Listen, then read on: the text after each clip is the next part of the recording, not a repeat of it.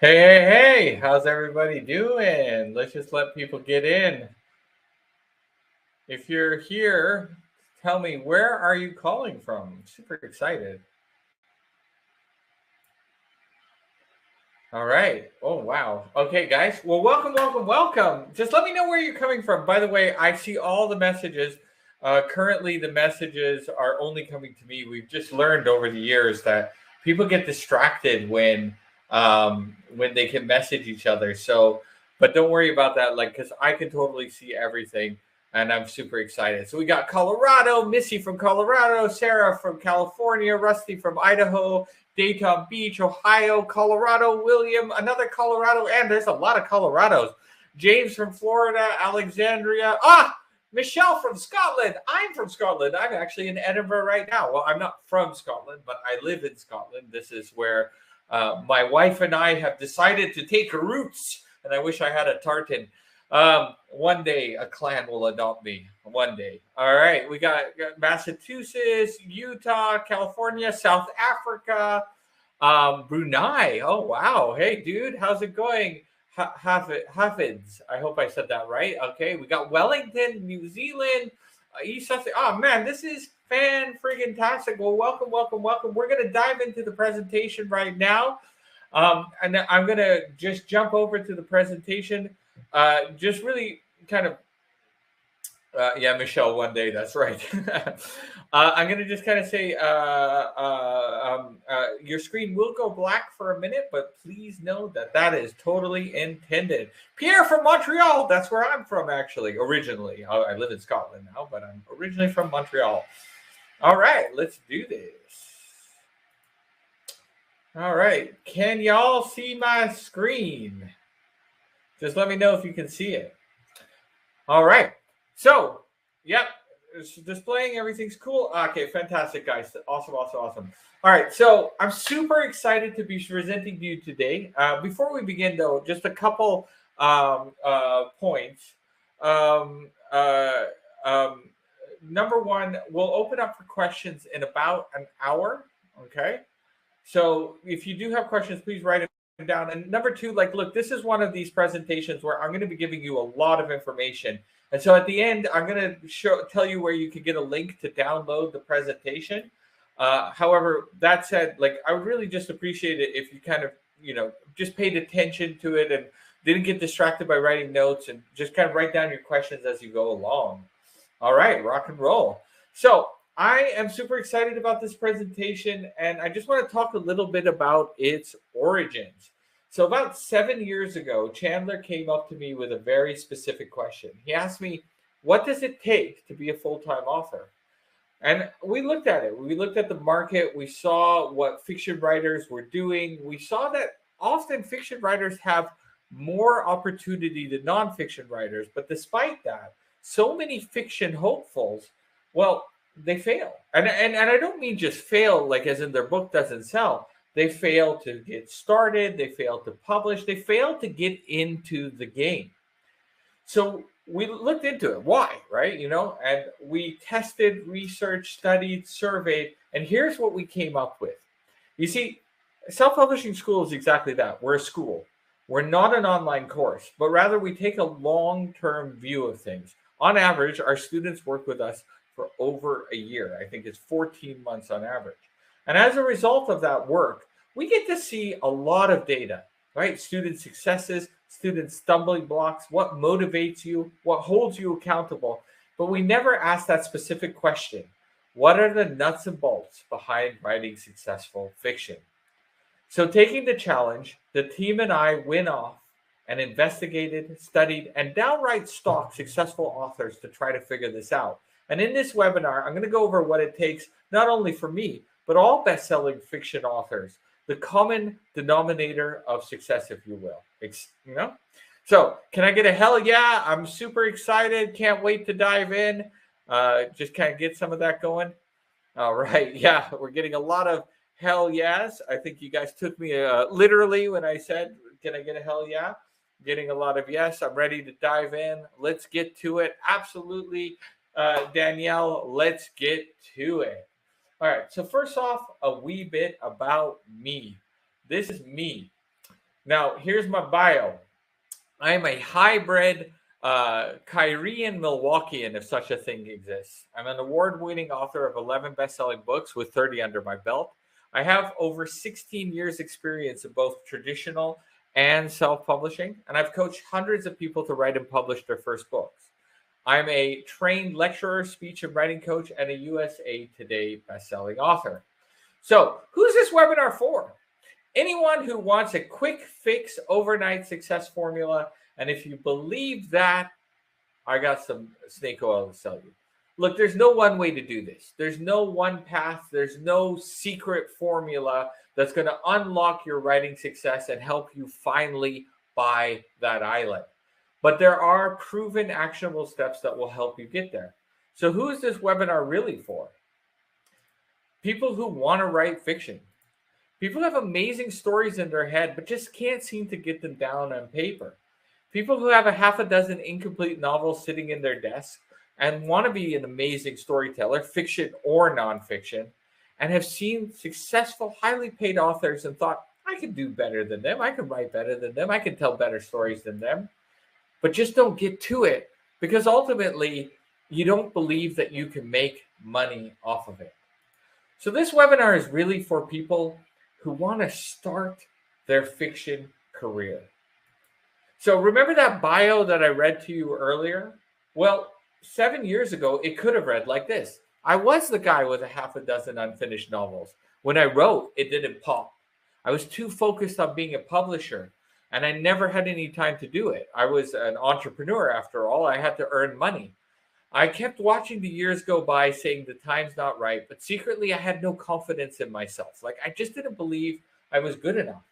And you see, I've been given this gift, and I don't mean like a storytelling gift. I mean, I've known what I've wanted to do ever since I was 8 years old and wrote my first 2,000-word short story, which was basically a mashup of Superman and Robotech.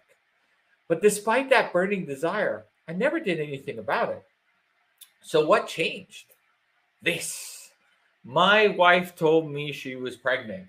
And I had one of those dizzying moments of, I'm about to be a dad, followed by, holy guacamole, I'm about to be a dad.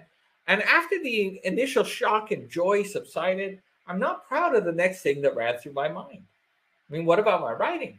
I hadn't written that book yet. I hadn't written anything yet, really. And now I was about to become a dad. How could I write? Kids are expensive. And suddenly I became very afraid that my dreams were going to be killed by the greatest serial killer of all, responsibility. So I did what any responsible person would do. I handed over my share of the publishing company that I had started 10 years earlier. In other words, I quit my full-time paying job and I gave myself 9 months to write and publish my first novel. It was literally a race between me and my wife's womb. So, forgive the pun. Sorry, I couldn't help myself. I'd like to tell you that after seeing that pea stick of doom, I got down, sat down at my desk, banged out my first novel, threw it up on Amazon, and I was an instant success. But the truth is, a lot of things happened in between. I call this phase of my life the investigation phase. I studied, I wrote, I invested in myself, tools, courses, books. And the first thing I uncovered, sadly, was why authors fail. So I like to call this the 5 peaks of author failure. And I would like to ask everyone on this webinar, which one of these resonate with you? As I'm putting them through, hit me up in the chat. Which one's you? So the first one is no confidence. You just don't believe that you could do it. You don't believe that your story works. No time. You have 10 jobs, 17 mother-in-laws, 93 children. You just simply don't have the time to do it. No discipline.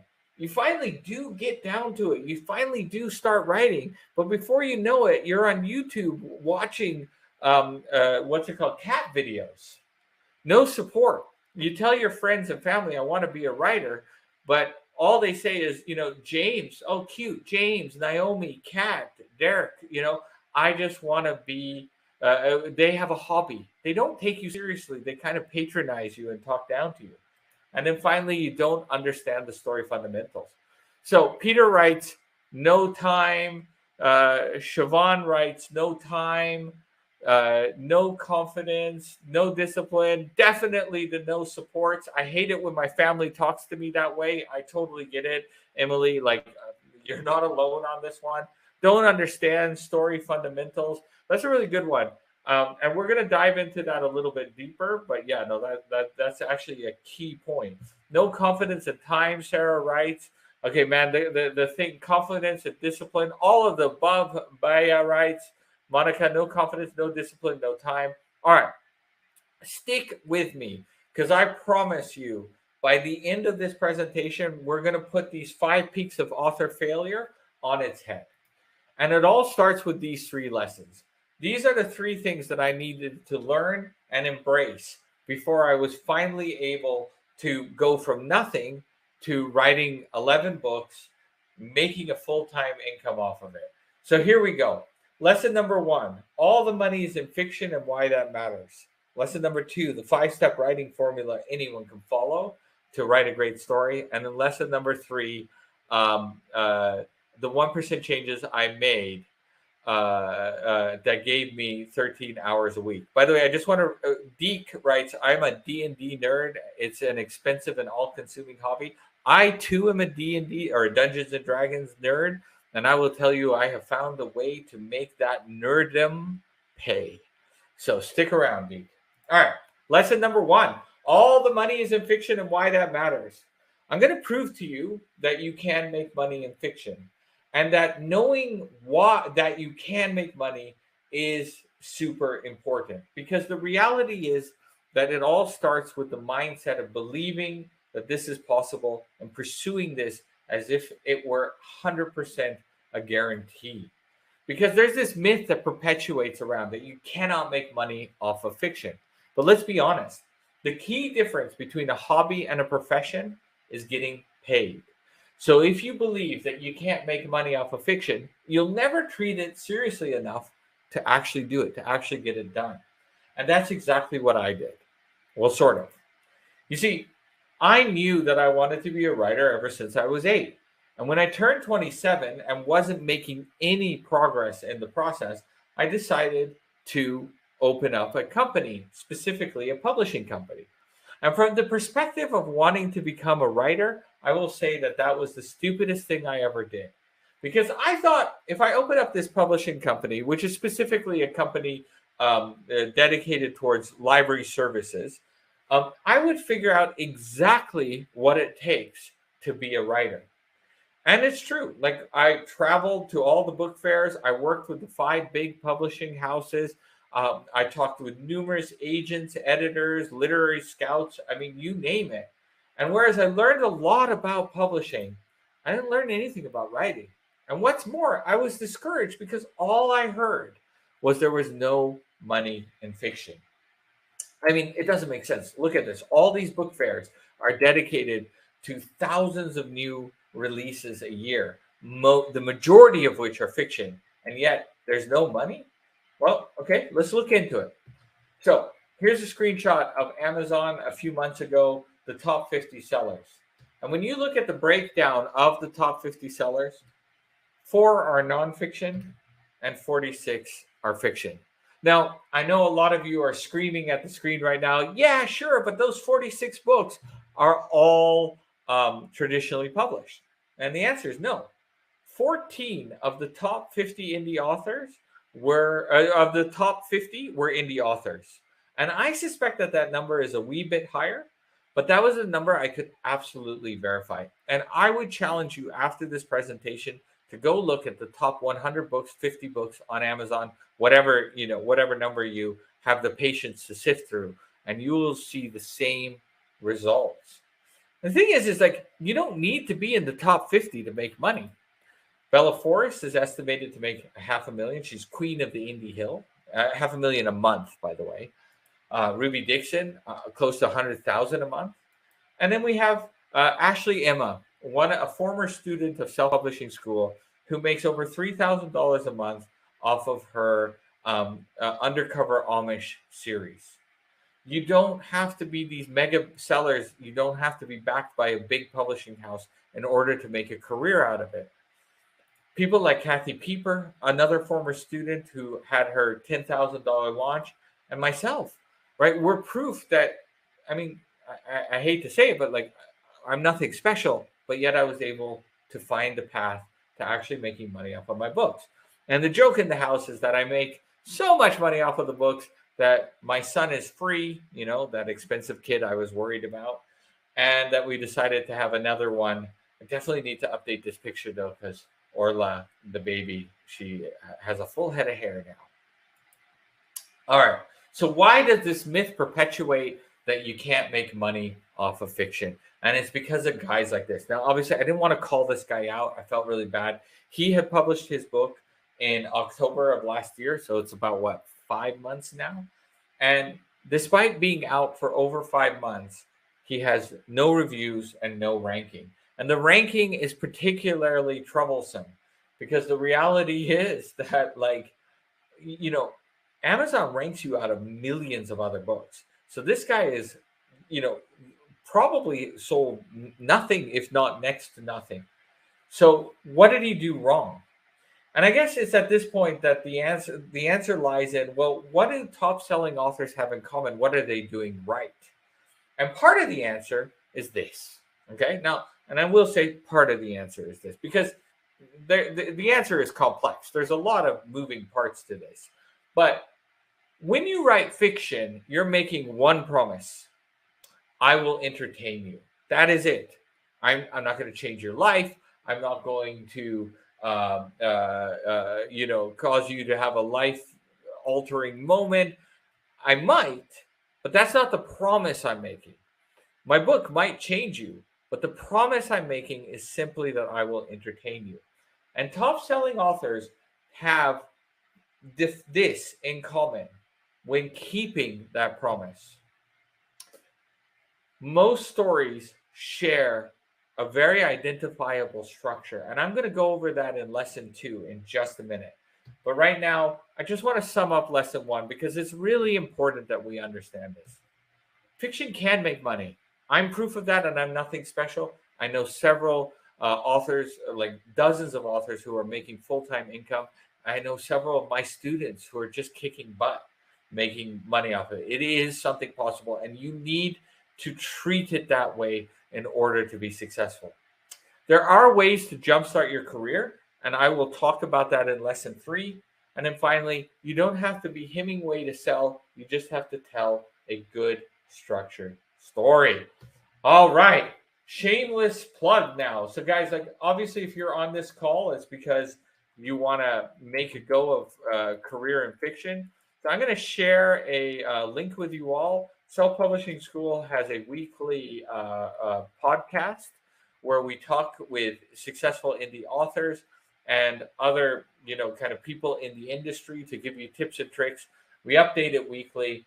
And if you just want some extra stuff, just go check it out. I put the link in the chat. Let me know that you're heading over there while I take a sip of water and subscribe. All right. I'm just going to have a sip of water to wet my whistle, as it were. All right. Okay, cool. Subscribe. Safa, do you believe in the 3-act structure? Well, I'm going to go through something that is a little bit different, so I'll explain that in a bit. Over there now, I already subscribed a long time ago. Subscribe. Okay, awesome, guys. All right, well, let's dive into it. The 5-step writing formula anyone can follow to write a good story. So, myth, I'm not good enough. Okay, we all feel it. But what if I told you there was a way to structure your story so that at the very least, readers will walk away from your book feeling satisfied, if not a lifelong fan, and you don't have to be Hemingway to do it. All stories share the same 5 milestones. And it was understanding that with the exception of experimental fiction, every memoir, movie, TV show, book, series, the vast majority of them share these 5 key moments. Well, it changes everything. And I just want to kind of talk for half a second as to how I came to this realization. So you see this painting, Picasso, right? I think a lot of people on this call look at this painting and go, darn, like I could do way better than this guy. But the reality is that Picasso, this is from his earlier works, right? Picasso truly mastered art before he started to break the rules. And so often, I have students who come to me with amazing story ideas that they simply cannot pull it off because they do not understand the fundamentals of fiction. We can't do anything without the fundamentals. Like, would you trust any profession, a doctor, carpenter, electrician, who didn't understand the fundamentals of their profession? So why are writers different? Why do writers get a pass? Why do you get a pass? And the answer is you don't. You do not get a pass. You need to understand the fundamentals of writing fiction in order to achieve it. So there are a lot of fundamentals to understand. Don't get me wrong. But if you understand this core piece, which I'm about to go over now, you will at least have a strong starting point to work with. So what are they? They call them the 5 milestones, and they are how we digest stories. Quite literally, every story that we have encountered, not every story, but like 99% of the stories that we have encountered since childhood have these 5 moments. These 5 moments will, as long as they're there, your readers will be able to follow the story and like the story. They work for plotters and pantsers. So, for those of you who don't know, plotters are people who, like need to know everything about their book before they even get started. They know like the characters, the chapters, everything like that. Whereas pantsers, they're flying by the seat of their pants. They might know a couple things about the story, but they don't know everything. So famous examples of plotters are people like James Patterson, the highest paid author of all time. And famous pantsers are people like Stephen King and George R. R. Martin. So the 5 milestones, it's been my experience that young writers, first-time writers, they tend to believe that they're plotters, but in reality they tend to believe that they're pantsers, but in reality they are plotters. It's the opposite. But in the beginning, while you're trying to figure out who you are, the 5 milestones are a great tool to figure out where you stand on the spectrum of plotter to pantser. They're the DNA of all great stories. They're the foundation of writing a great story quickly, and they help defeat writer's block. So the 5 milestones, without any further ado, are this: the setup, the inciting incident, the first slap, the second slap, but there's hope, and then finally the climax. Now I'm going to go into this with the backdrop of Hunger Games. And whether or not you like the Hunger Games is inconsequential. It is a brilliantly structured book. We're going to kind of dive into it and use the Hunger Games as an example. Now, if you haven't seen the Hunger Games, like I said, you're going to get copies of the slide at the end of this. And so you'll be able to kind of look at this at your own leisure. You could go, I tried to pick a book/movie that was widely available, and hence the Hunger Games. So we start with the setup. The setup is where we give the story promise. Remember, I will entertain you, but we get a little bit deeper into that. I will entertain you by. So in the case of the Hunger Games, Katniss wakes up. She slides her fingers across the bed to find Primrose. She's not there. So she gets up and goes into the living room where her mother's kind of sitting there shell-shocked, suffering from some kind of PTSD. All right, cool. So immediately we get the sense that poor family, this is a drama of some kind. Okay? Then she steps outside, opens the door, and there are hovercrafts moving around and all that kind of stuff. And we get a sense, this is set in the future. This is a dystopia. So in other words, the story promises I will entertain you by giving you a dystopic story. Then we get the inciting incident. This is the moment where our hero's life is forever changed. It will never, ever be the same again. So what is the inciting incident to the Hunger Games? It is the moment that Katniss volunteers. Because the minute she volunteers to enter the games, live or die, her life will forever be changed. And I will just pause here for a second. So many students come with great story ideas, but their inciting incident isn't big enough. This is an irreversible moment in your character's life, right? This is a moment that they will remember forever no matter what happens. This is a moment that will define what happens to them afterwards. It has to be big and it has to be meaningful. All right, then we get to the first slap. The first slap is the moment, the darkest before dawn kind of moment in your story, the moment where your reader is going, oh my God, how is our hero ever going to survive this? So in the Hunger Games, it comes at about the halfway point in the story. It is the moment where she actually enters the games, right? It's just when I thought things couldn't get worse. She's in the games and it delivers. Immediately, several tributes get killed, and it is a very effective and very powerful moment in the story. Okay, then the story progresses, and we get to the second slap. This is the moment where an announcement is made. Two of you can leave the games as long as you're from the same district. So Katniss goes off to find Peeta, the boy from the same district as her, only to discover that he's mortally wounded. He's going to die from his wounds, the infections of his wounds, before the games are even over. And if you know anything about Katniss at this point, you know that this is the worst thing that could happen to her, right? She dying, she could handle dying. But Peeta dying is the worst thing that could happen. But there's hope because a second announcement is given. There is medicine at the cornucopia, and we know that will save Peeta. And this leads us into the climax. And I won't ruin the climax for you in case you haven't seen it. It's buries anyone. And there are two rules to the climax. Tie it to the inciting incident. In other words, the inciting incident creates a question. Will Katniss survive? Yes or no? So we want to tie it to the inciting incident and then finally make it kick ass. So here you go. You have the Hunger Games 5 milestones in another view. And it's not just the Hunger Games. Here's the Matrix. Here's Romeo and Juliet.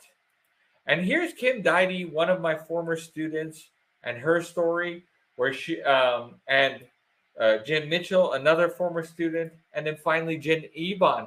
And I'm particularly proud of Jen Ebon because she is one of those examples of a student who came to me with an amazing story, but it was so complex. It was so involved that it became difficult to wrestle it down into something that worked. And working with Jen, like on our one-on-one calls, she writes, using the 5 milestones kept my Panther mayhem in check. I set the milestones and then allowed them to change as my pantserness shifted the tail. At first, I thought it would be too rigid for me, but now I see the light. They shifted with me, kept me true to my story, and helped me not get lost in the abyss. I knew my climax, so I always knew where I needed to drive the story in the end. The 5 milestones saved me. And it's not just fantasy, it's also memoirs, children's books, pretty much anything. And so really, I want to just take a minute and ask you, obviously you're here because you want to write. What is your inciting incident? What is the moment that will forever change your hero's life? I would love to hear from you. Post it in the chat now. Just let me know, what is your how do you really kick the story off and make that promise of like, oh my God, I'm going to entertain you, and I'm going to entertain you by, destroying my hero's life through this crazy moment. All right, so my hero stumbles across a dead body in the park and is immediately accused as the killer. Okay, that's awesome. That's really great, and especially if you tie it into your hero's past and stuff like that, you can really build something beautiful. My hero is visited by a creature from another world claiming to be her parents. Oh yeah, I love it. It's the coming of age story. Her life partner is killed, Darlene writes. Yes, perfect. So, that can go in many different directions. Like, is she going to solve the crime? Is she going to get revenge? Is it about healing? What is it? Like, it gives you in many directions. I put my lead in a funny situation that kind of sucks. All right, so Danielle, I'm going to push back. Don't say that kind of sucks. That you got to make it big. Remember, inciting incidents have to be big. Totally sucks. That is terrible. The death of my hero's new bride. She killed her man by accident. He is the first prince in the country's history to fail a trial of combat called the Proving. I love it, Daryl. When a character finds a lost thought item. This is great. Death of a father. My hero escapes slavery with his family in tow. I love it. My characters face mass killing and become killers themselves. This is amazing, guys. Like again, I'm just gonna say, like, it's so difficult for me to kind of give each individual advice to all of these, and so I just have to kind of give this top line advice. Make sure it's big. Make sure it's irreversible. Make sure it's insane. All right. And I'll tell you that working with Self-Publishing School, I often do plot calls where I will walk through the 5 milestones of a story with students. And it is my favorite time of day because I just love coming in and working with students and helping them really kind of like design their story to something that works. All right. So the truth about the 5 milestones, they're how we digest stories. Not only do they work, but not using them doesn't work. They make your writing pop, and using them tripled my writing speed. And speaking of writing speed, I hope you like this segue. There's no point in talking about all these writing tips if you don't have time to do it. And I'm going to tell you a way that you can actually really kind of get into writing, getting all the time that you need. So here's the thing. It takes years to write a book. There's that myth, okay? But here are the facts. The 5 milestones will keep you on track. It doesn't have to be 100,000 plus words, and the slowest typer can type 3,600 words an hour. So let's talk about the 100,000 word plus novel. Look, anywhere between 20 and 50,000 words is considered a novella. In fact, most of my books are 50,000 words. A short story can be 5 to 5,000 words. You can turn a divided novel, like a 100,000 word novel, into 5 novellas of 20,000 words each. And in fact, that's what I did in the beginning. I had an 88,000 word novel that I turned into 4 episodes of 20-ish thousand words each. And it definitely kicked off my career. I mean, I've since clumped it together into one novel, but in the beginning, it was a massive thing to do, really helped me get started. So this idea that you don't have time, I'm going to dispel this, but first promise me in the chat that if I show you how you can gain at least 8 extra hours a week, you'll use it for writing and not catching up on Netflix. So can I get that promise? Hit me up in the chat. I promise. I really want to hear that one. So Daniel, right? Irreversible. Then how do you turn it around? So when you make that inciting incident irreversible, you turn it around by changing their life at the end. Katniss wins the games, but her life is still different. Neo is the one, right? So his life is different. All right. So Michelle, promise. I promise. Carol, Sarah, I promise. Definitely, I promise. Monica, I promise. Angelica, I promise. Zana, I promise. Arthur, I promise. Laugh out loud. James says, I promise. What's Netflix? That's exactly what I wanted to hear, Hafiz. I promise. Awesome, guys. All right, well, let's dive in. I call this the 1% changes.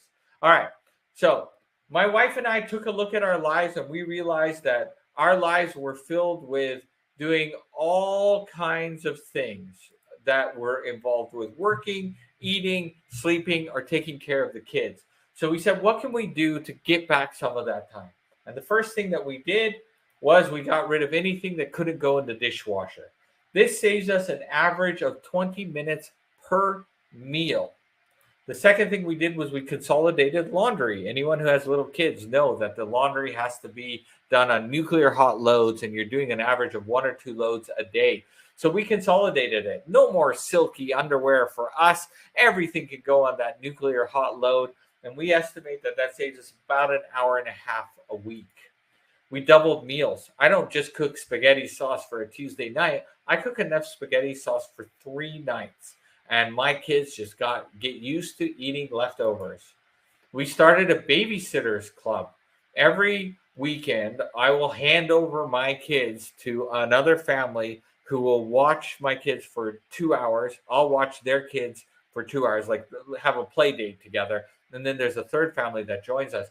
That gives us 4 hours of my kids super happy because they're playing with other kids while I can go work on stuff for my book business. A second monitor. Now, it's hard to quantify exactly how much time you get from a second monitor, but guys, this is a huge tip. If you have your computer, your laptop, whatever it is, getting that second monitor will save you hours in just kind of like managing logistics, moving back and forth between things, all that kind of stuff. So, like I said, it's hard to quantify an exact minute and how many minutes, hours a week it saves you, but I would say it definitely saves you time. We hired a cook with my book money. Every Monday, Orla, oddly enough, same name as my daughter, comes in and cooks us 2 meals. It's awesome. We love it so much. It's diversity of food, and I use my book money to get it done. And then a ton of other 1% changes. So I challenge you to look around. What are the things that are consuming you that you could do the little changes? Just simply double your meals and get rid of anything that can't go in the dishwasher. That alone will give you the time that you need. For me, these 1% changes gave us an extra 14 hours a week. For Sean Sumner, who runs our Facebook community, he just did the meals and the dishwasher trick, and he estimated that he got an average of 3.5 hours a week. You can get a lot of writing done in 3.5 hours. So here's the truth, guys. Anyone can type 3,600 words an hour, and dictating is even faster. A novel doesn't have to be 100,000 plus words. You can write a novel in 90 days, and certainly I do. I average about 3,400 words a day now through a combination of 5 milestones and a few other fundamentals that I have really honed in. And I'm writing about 2.5 to 3 hours a day. So I'm averaging, what is that? About like, I guess like 12 to 1,400 words an hour, I guess is what I'm averaging. And then this simple technique that I just showed you unearthed 13 hours for me, and I'm sure will do the same for you. So here we go, the 3 lessons, and you kind of see how they feed into each other, right? All the money is in fiction. Having that mindset is massively important. The 5-step writing formula anyone can follow to write a great story, and then the 1% changes I made that gave me 13 extra hours a week. So remember those 5 peaks of author failure? No confidence, no time, no discipline, no support, and don't understand story fundamentals. Well, you can see with this that you now have the 5 peaks of an unstoppable author, right? Because with the 5 milestones, you have confidence that your story works. With the 1% changes, you have all the time that you need. Now, knowing that it's possible, right? Knowing that this is actually something that you can do puts your discipline on maximum overdrive. Look, the 5 milestones, they're not the only fundamental you need to know, but they're a cornerstone fundamental. And having that in your pocket is really going to help you unlock the beginning of your writing career. And then finally, support galore. Well, there are communities out there that support, and one of them is us, Self-Publishing School. So the 3 lessons.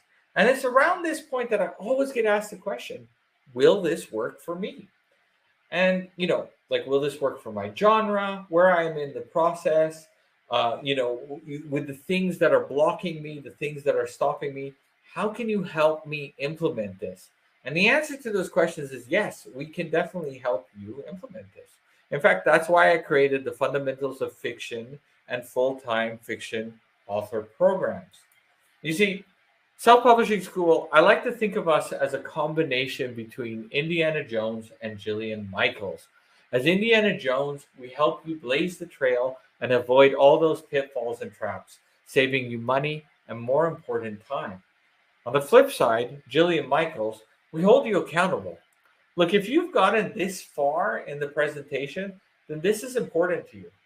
But let's be honest, if you've had that kick ass idea swimming in your head and it's not done yet, there's something holding you back. But if it is done but not published, there's something holding you back. And if it is published but not selling, well, there's a reason why to that too. You need that 1-2 punch where we can show you the path and hold you accountable. And that's where we come in. In the program, you get a step-by-step guide, over 17 hours of video content that shows you the path. You get one-on-one coaching, be it with me or another coach who understands your genre and what you're writing in. You get live weekly group coaching calls. There are 6 calls a week just dedicated to fiction, and you get access to our book production partners. But there's more to that, because we've surveyed our students to try to figure out what's holding you back. And we've identified these key areas that are holding you back: your book cover, your formatting, your book description and search optimization, even simply uploading and publishing. And as a result, when you sign up with us, we will do this for you. And we know this works, right? Because we have worked with hundreds of students. Each of these red dots, or red and blue dots, I guess, represents a student who has successfully published through us, both in fiction and non-fiction. And people like Nola Bar, who is like a superstar in our community, writes, I've gone through a PhD, I've gone through multiple jobs, I've gone through multiple industries. It's the best investment I've ever done for myself. So remember that common denominator of success that I was mentioning? Well, here it is: the right mindset. Simply believing that you can do it makes a massive difference to getting it done. And every student that we've seen succeed does this. Embracing the fundamentals, understanding that there is actually techniques to writing fiction and making good fiction, massively important. Roll up their sleeves and get to work. Look, we're not going to write the book for you. We're going to take off as many obstacles out of your way so you can focus on what matters. And what matters is your story. And we're going to help you craft the best story that you can. But ultimately, you got to roll up your sleeves and get to work. And then finally, it was the students that got help. And speaking of getting help, I'm going to make a bold promise. We have set aside some time for students, for young writers like yourself, to talk to someone who understands the book business. This phone call is completely free. And if you click the blue Apply Now button in the chat, or go to this link that I'm hitting, that I just put in the chat as well, you can get a free 45-minute call with someone from Student Success at Self-Publishing School. Okay? They will walk through your book, because as much use as this webinar has been, there's no substitute to actually talking to someone one-on-one directly. It's completely free. And yes, we will talk about working with us, and we'll talk about our done for you services and everything that the program involves. But ultimately, we're going to give you feedback. So whether you join us or not, you will have actionable next steps. And also, I just want to kind of say one thing. We don't accept everyone, right? So if you do want to join us, but you're not quite ready, often what happens on these calls is we'll give you kind of the next step so that you can come back to us in a month, in 6 months, in a year, or sometimes even a week, so that you can really take advantage of the program, because we really want to make sure that everyone who joins us succeeds. But either way, whether you want to join us or not, I will tell you that getting that personalized feedback is massive. And the Fundamentals of Fiction is a self-publishing school program that focuses on writing your novels. So please let me know in the chat if you booked. And like I said, it's first come, first serve. There's only a few slots available. So please just, book the next available slot, show up as best as you can. Get that advice, get that understanding. There's no, you don't have to join us to benefit from this call. But please only book if you're serious about your career, you're ready to do whatever it takes, you're ready to absorb serious and sometimes harsh feedback, and you're serious about investing in yourself and doing whatever it needs to be done to launch your career. All right, guys. So it's self-publishingschool.com/fiction. Here you go. It's in the chat again. Or you can click the blue apply now button in the chat and just let me know in the chat if you have booked. Christopher writes, I booked. James, I need to get more written. That's fine. I totally get that. But book a call. We'll talk to you about how to write faster, how to make sure that your story is crafted in the right way. It's kind of a no-brainer. It's a free call. And if you're not ready to join us now, they'll tell you that. And if you just want the benefit of talking to someone who understands the landscape, well, you're going to get that one-on-one feedback specific to your goals, your desires, your book. Andy writes, sure. Just booked a call. I'm going there now. Okay, Emily. Yeah, sorry about that. So Emily said, I booked a slot, but then I got an error message. Well, there's so many people who are kind of like jumping on the calendar right now that it is possible that you just kind of missed, like someone stole that slot under you. So yeah, just try again. Get that next slot. Daryl, will there be marketing aid as well? Yeah, absolutely. It's the A to Z process. Everything from writing all the way to, marketing your book through newsletters, social media, advertisements, kind of like author collaborations. I mean, the list goes on and on to the marketing stuff that we dive into. I'm not sure if my genre is saturated. Okay, Danielle, look, jump on a call because look, there's a lot of books that are magic, related, like fantasy books, but there are a lot of niches within those, within the fantasy genre to be focusing on. A lot of opportunity there. And let's be honest, a good fantasy novel will always, always, always be in demand. I need to get my outline started. Anna, book a call and you will get some advice and some help on how to outline. I promise you it will be great advice. Bill, I would love to talk to someone. We have a few slots left, so definitely just kind of jump on as soon as you can and see what you, like I'm sure someone will be there to help you. I booking right now. This is great. Can't wait to talk to someone. Yeah, no, I totally get it. Really, it's wonderful to talk to someone who's going to take your book business seriously, but moreover, who has spoken to people and understands that this is possible, right? They're not going to shrug it off or tell you that your story, kind of give you lip service and say, oh, that sounds like a great story. They're actually going to give you advice on how to make it a great story. All right. Booking now. All right, guys, we just got a couple more minutes. So if you're still on the fence, I would just book that next slot. You have nothing to lose. And let's open up for some questions and answers. All right. So here we go. I'm just kind of scrolling through everything. Okay. So I'm booking right now, says Rosanna. I've been ready for 3 decades, said Daryl. All right. Well, let's turn that 3 decades into 3 months and see what we can do with you. Come on down and book as soon as book what the next available slot. Okay. All right. So how do I know that my book works for my genre? I'm writing sci-fi. That's a great question.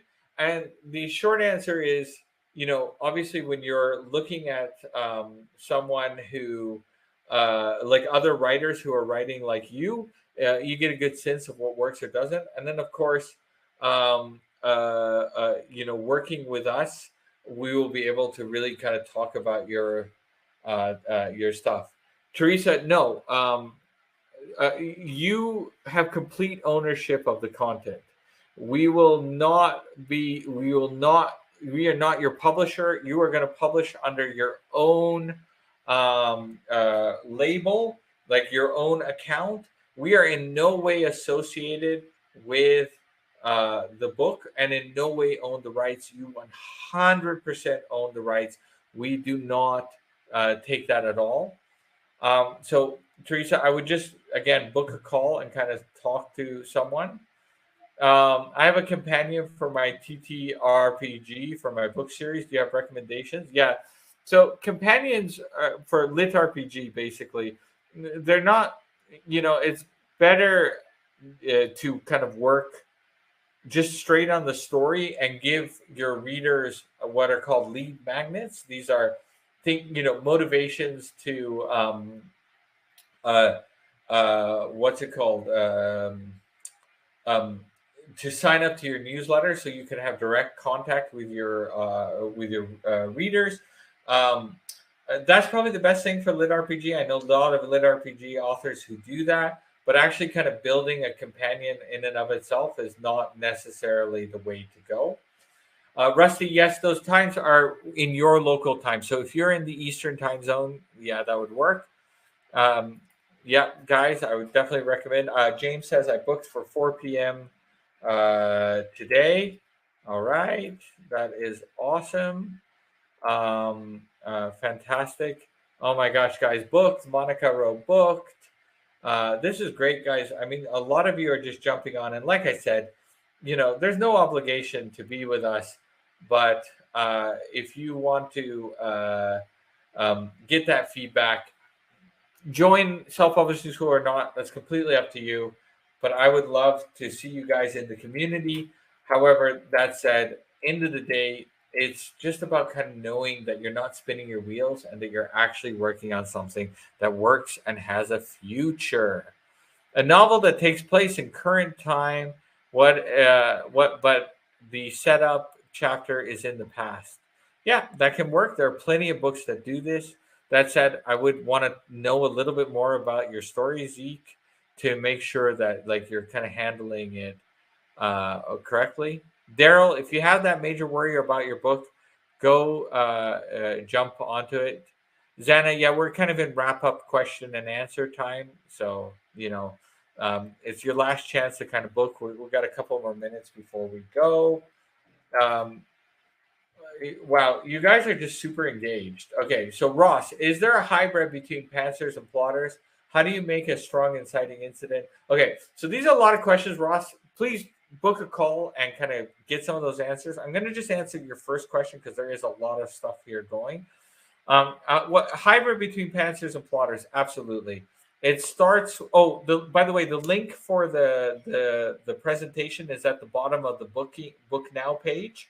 So if you go to this page, whether you sign up or not, you'll see the link for the presentation at the bottom. Sorry, James, I should have done that. It should just be at the bottom there. Sorry, back to Ross's question. Yeah, so one of the things that I recommend for people who want to get a little bit deeper than just simply being a pantser is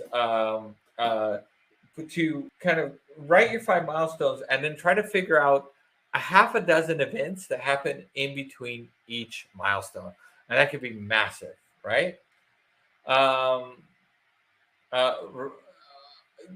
Okay, so Daryl, I love your question, and it's something that we talk about in the community a lot. And I would say that, like, I would love to talk to you about this. So Daryl writes, it may seem trivial, but as a Black writer, I want to have Black protagonists. I always worry that might deter readers, but I'm still doing it, and it weighs on my mind. And Daryl, you don't need to get all the readers. You just need to get enough to build a career off of. And people who are deterred by the fact that you have a Black protagonist, in my opinion, can just go to hell, right? You will get enough readers who will admire what you're writing, irrespective of the color of your readers, of your hero's skin. So stick with it. You will do that for sure. Like you're not doing anything wrong. And for every, one person you deter, 5 people will be, you know, fully on board. Okay. So that's my answer. James, I just sent you the link. It's self-publishingschool.com/fiction. And by the way, James immediately wrote back and said, Daryl said, sounds fun. I would totally read that. So Daryl, you got one person in James already. All right, guys. So here's the link. Uh, like I said, it's self-publishingschool.com/fiction. I would kind of jump in and book a call, even if you have no intention of signing up to the school. That's totally cool. We just want to help, right? We want to give you the best advice that we can. And if you join, awesome. But otherwise, like take advantage of having that one-on-one touch. Who knows? It might unlock something and share something that you had no idea would you hadn't previously thought of. Okay. Ross says, thanks. You are so welcome, Ross. I'm so glad. Guys, we're going to wrap up here, but I really hope this was of use. And I really hope that you enjoyed this call and took something away from it. Yeah, it's not a hyperlink, James. You'll have to type it in. I don't know how to do a hyperlink in the chat. There should be a blue apply now button in the chat. Otherwise, you can just go into any, what's it called, browser and just type in self-publishingschool.com/fiction and you'll be fine. Teresa, you are so welcome. I'm so glad. Same to you, Ross. I'm so glad that you guys got something out of this.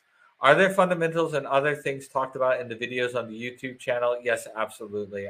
Go check it out. I'm trying to get representation for all kinds of different people in my books. Would this cause too much confusion? Probably not. All right. Kat says thank you. Like probably not is the answer.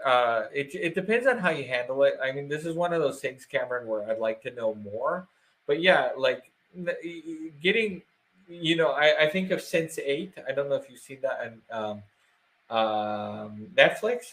It was a great show, and it did really well. And you couldn't have been more inclusive than that. So yeah, no. Absolutely. I don't think it's a problem, but Cameron, that said, the story has to work. The story has to work. All right. So, sorry, there's so many comments going on. I hope I'm not missing anything. I'm really trying to go through this. Timmy, I'm glad this was helpful.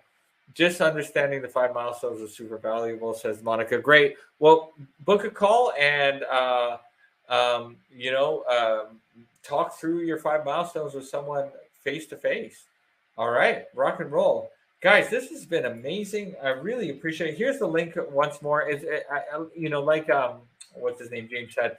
Unfortunately, not a hyperlink. You'll have to type in self-publishingschool.com/fiction or click the blue apply now button. So thank you for the 5 milestones. We'll use some of these things I learned.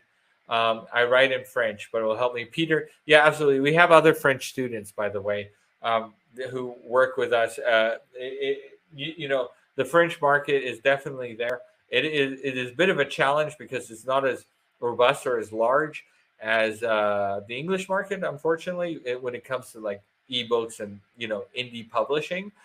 So you have to be a lot more kind of savvy and on the ball. But definitely something we can help you with. We really do talk about it.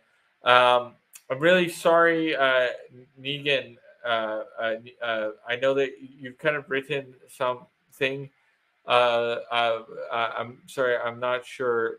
Book a call and ask a representative about that. Nugan. Yeah, sorry, I'm butchering your name. I really do apologize. I'll send you a chat. Like, just book a call. I'm sending you the link right now because it's a bit too long for me to kind of hit properly on this. All right, guys. I hope this was of use. I enjoyed my time for sure. And guys, let's just kind of, if we get a chance, I hope to see you on the flip side. And we really, maybe we'll work together. Who knows? Maybe I will one day be on a call with you doing your plot call. All right. Rock and roll, guys. Last call. All right. Last call. Going once. It's times like this I feel like I should do the Alex Trebek. Do do do do do do do. All right, guys. Live the La Vida Loca. Keep click clacking, and I hope to see you on the flip side. The link should be on the on this. Sorry, the link to the slide should be on this page. If it's not there, please email Self Publishing School and say I want the slides because it should be there. If we're having a technical problem, I really do apologize about that. All right, guys, live the La Vida Loca. I'll see you on the flip side. Hopefully one day, maybe, who knows, I will be doing your plot call. James, it should be at the bottom. If it's not there, email the school, or when you book the call and get on the call with whomever you wind up speaking to, bring it up and they should be able to get you the presentation. Andy, you're not ready yet. That's fine. Join the call, like book a call and just see what it takes to be ready, because that's what that's what this is about. Everyone has to start somewhere, and maybe if you just get that one tip, that one piece of advice that helps you get ready a little bit faster, it might be worth it. All right, guys. Zuzuna, we will definitely kick your butt and get you going. So go. James, bottom, very bottom. Okay, good. It is there. The slide, the link to the slides is at the very bottom. I'm sorry. We'll try to get it a little bit more prominent. All right, guys, live the La Vida Loca. Keep click clacking, and I'll see you all on the flip side. Take care.